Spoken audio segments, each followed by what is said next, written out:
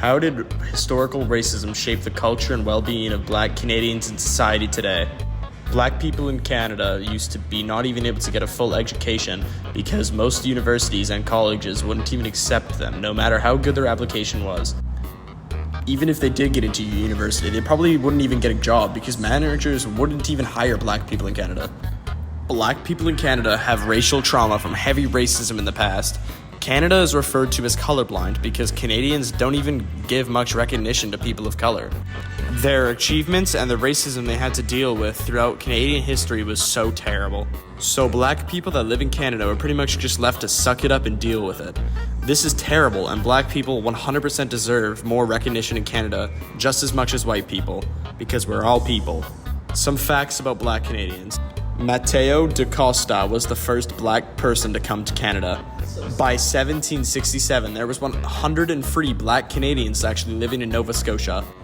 From 1800 to 1865, around 30,000 Black people came to Canada throughout the Underground Railroad. Slavery was fully abolished in Canada by 1833. In 2005, there was the first Black Governor General named Michael Jean. Racism is still very relevant in Canada, however, it's gotten miles better.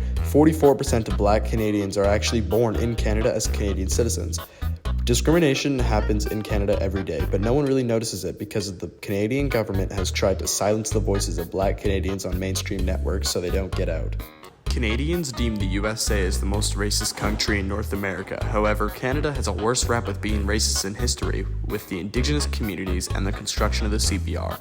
Black Canadians also deal with the most unnecessary violence from law enforcement. Black Canadians are the poorest and most uneducated people in Canada due to racism and discrimination in their daily lives. Between 1629 and 1834, there were more than 4,000 enslaved people from African descent in the British and French colonies that became Quebec, Ontario, Nova Scotia, Prince Edward Island, and New Brunswick.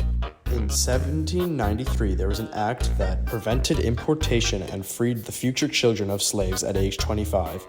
This lowered the amount of slaves, slowly leading to the abolishment of slavery in 1833.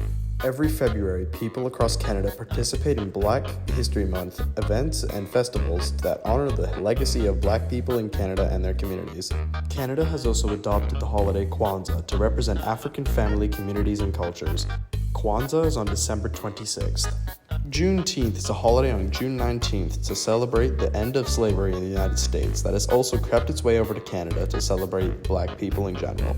My opinion is that Black people should be treated the exact same as white people because we are all people and we all bleed the same color.